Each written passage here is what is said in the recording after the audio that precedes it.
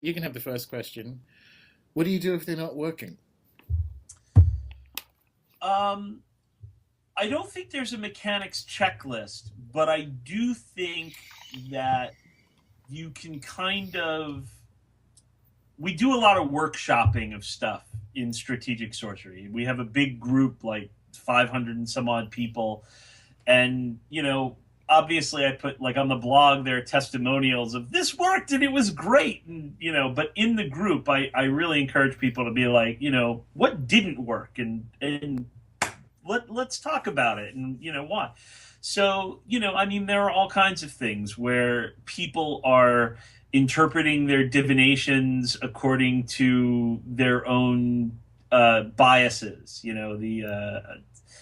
Uh, I forget the name of the bias now. I can't even remember. But so, are you trying to affect something that is simply as improbable as making it snow in July? Yeah. Is this, in Andrew Chumley's terms, is that where the point of transmutation lies or not? Because it might not be. That might just be something that you are not going to be able, your influence on probability is there. But if it was 1 in 18 million and you've cut that in half, it's still 1 in 9 million.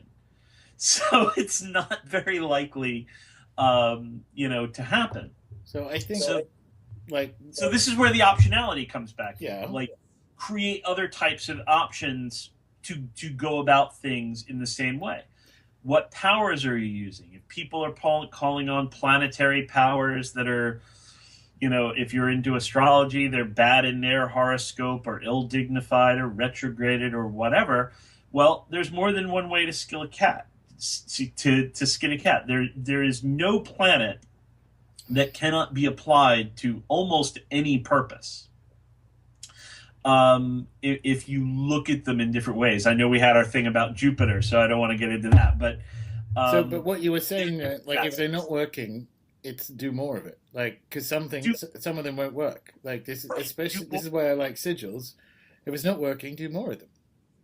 hit it from a different angle. But Hit it from a different angle. even just at volume, because one of the things that I think, uh, especially if people are new, and it's kind of like, I'll do these five, and I'll see what happens. I'm like, no, dummy, do 100.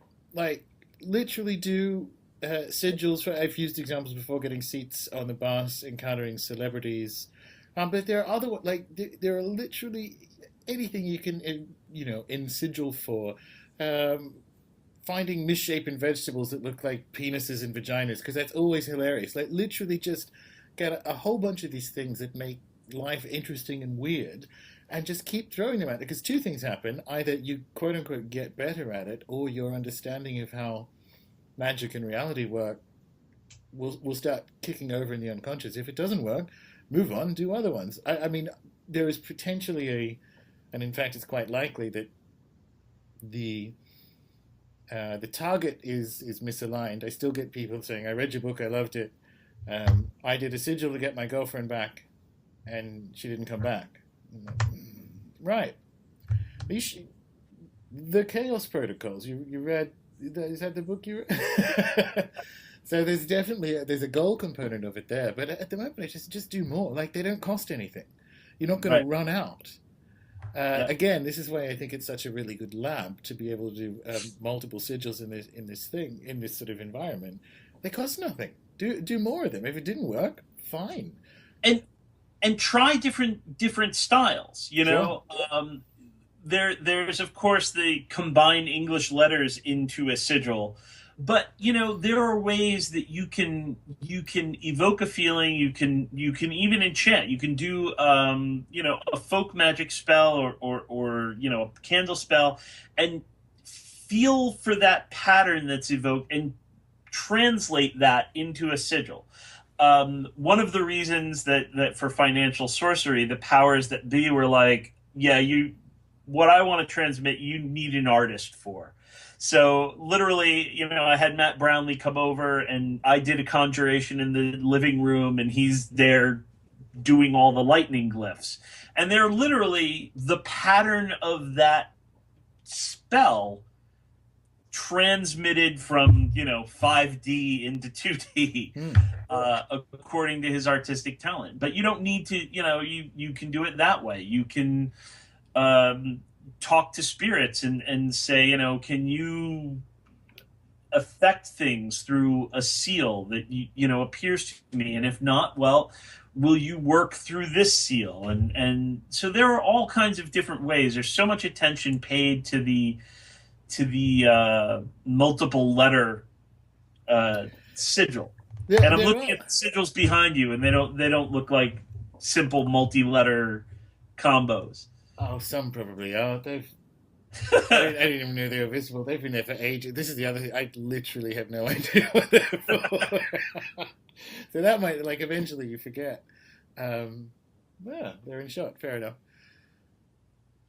Yes and no on the letter thing. If you're correct that you can try these different things, but if specifically your sigils aren't working, and if you're doing sigils that look like that,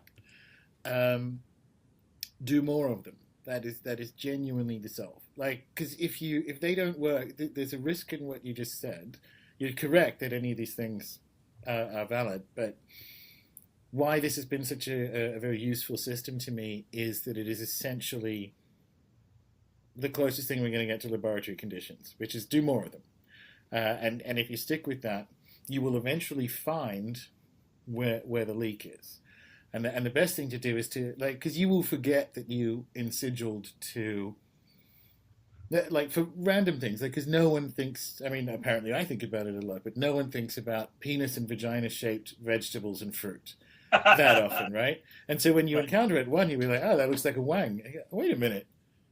And that kind of future self entanglement, if you do a whole bunch of them, one, you'll see that it works, and two, the next time you come around to do something that maybe has more importance for you, you're going to be a little bit better at it. That's what I like about sigils, that they can scale. Yeah, it's like a lab or a gym, not that I'd know.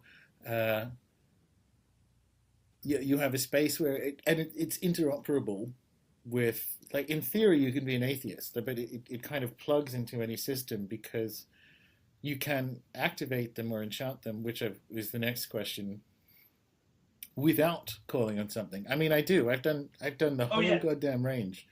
You do end up, and this is a very Pete Carroll thing, you do need to find a magician or spellcasting god form or saint or what have you, or being that you have a particular affinity with. And that would be a recommendation. So I do that. Mine's St. Cyprian. We've had this discussion. But that's the most common one. Depending on different sort of saint days and so on, I've tried different things. But I think that's another piece that people will need they need a spellcasting buddy in a non-physical sense. And for me, that one's worked quite well. But hello from the shore.